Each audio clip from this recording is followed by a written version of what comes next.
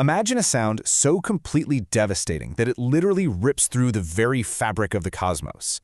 I mean, a roar born not just of anger, but of this unfathomable, universe-shattering grief. Welcome back to our latest explainer. Today, we're diving into one of the most cinematic and honestly terrifying chapters in ancient mythology. We're talking about the descent of Mahadev's absolute wrath. We'll be looking at the exact moment Sati falls and the total chaos that just erupts right after.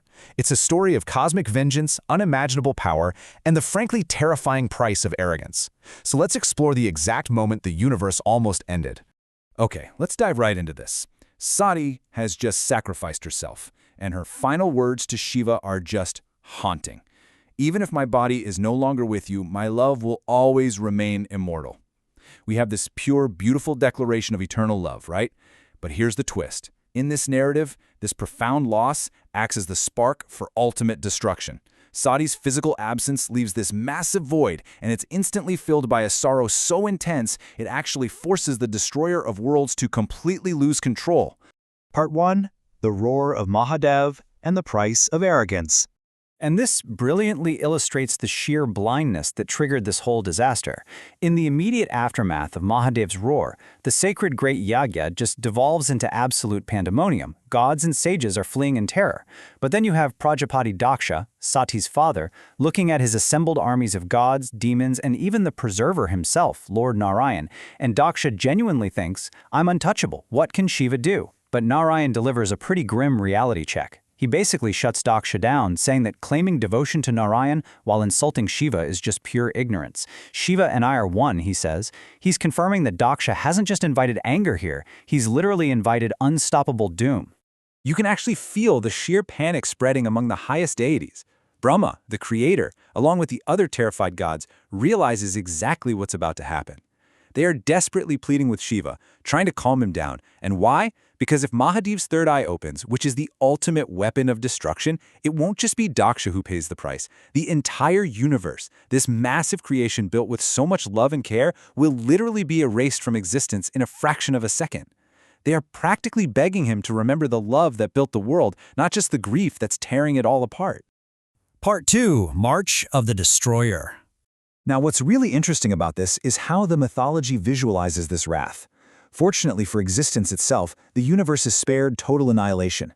Instead, Shiva channels all of that explosive grief into a hyper-focused, tactical strike of pure vengeance aimed straight at Prajapati Daksha. And get this, Shiva doesn't even march down there himself. He literally rips a single lock of hair from his head and smashes it against a mountain. From that single strand, an entity of pure nightmare is born, Veerbhadra. Accompanied by the fierce goddess Bhadrakali, Veerbhadra isn't some god of creation or balance, no way. He is this unstoppable, terrifying incarnation whose sole reason for existing is to execute the Prajapati and burn his arrogant ritual to the ground. I want to walk you through the breathtaking speed of this assault because it happens so fast. Second one, countless terrifying Shivaganas. These are his fierce cosmic attendants, swarm the area. Immediately after, Nagaraj Vasuki brings in thousands of venomous serpents. Next second, the ground literally shakes as mountain-sized giant demons approach.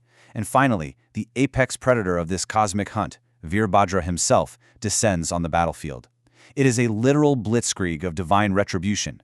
It's moving so insanely fast that the defending armies barely have time to process what's even hitting them.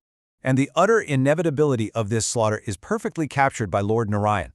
He turns to the great eagle Garuda and commands him to immediately evacuate all the goddesses to safety. This yagya ground is about to turn into a cremation ground. Think about that for a second. This isn't just a tactical retreat.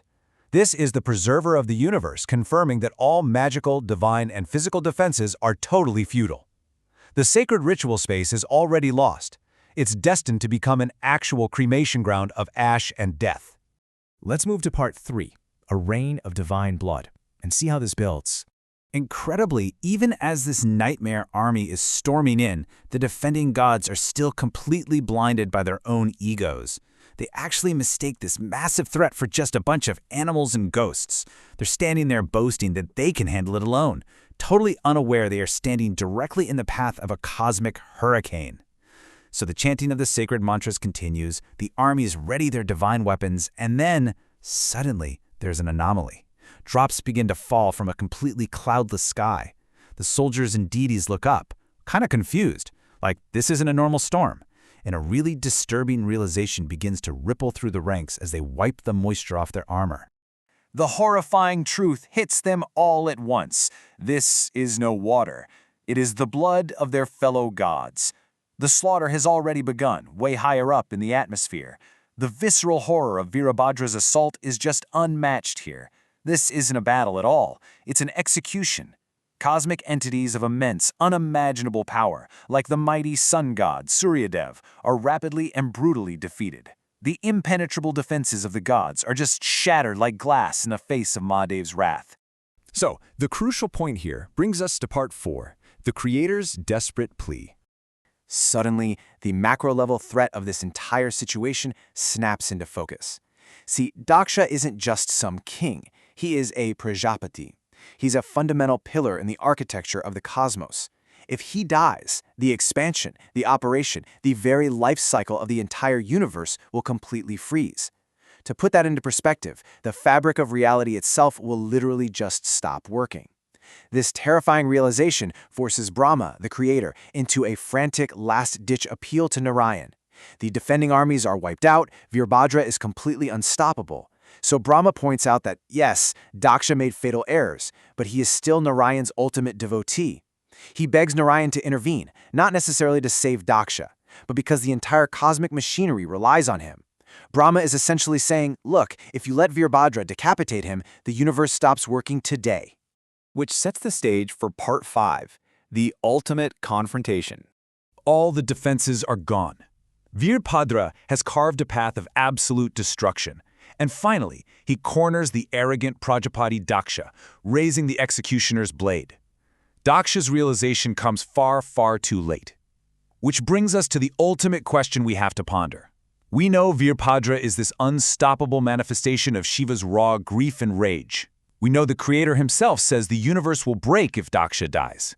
But with that blade literally coming down, is there any entity left in the entire cosmos with the power, the authority, and the sheer will to step in front of the destroyer and actually halt this vengeance? And just as all hope is completely extinguished, a resonant cosmic chant ripples through the bloodied battlefield. Om Namo Naranaya, Om Namo Naranaya. The preserver of the universe has finally stepped onto the grounds. Lord Narayan places himself right between Virabhadra's wrath and Daksha's certain death. But what happens when the ultimate force of preservation directly clashes with the ultimate avatar of destruction? That is a conflict that will shake the very foundations of reality. And trust me, you'll definitely want to stick around as we explore that next time. Thanks for joining me on this explainer, and keep questioning the cosmos.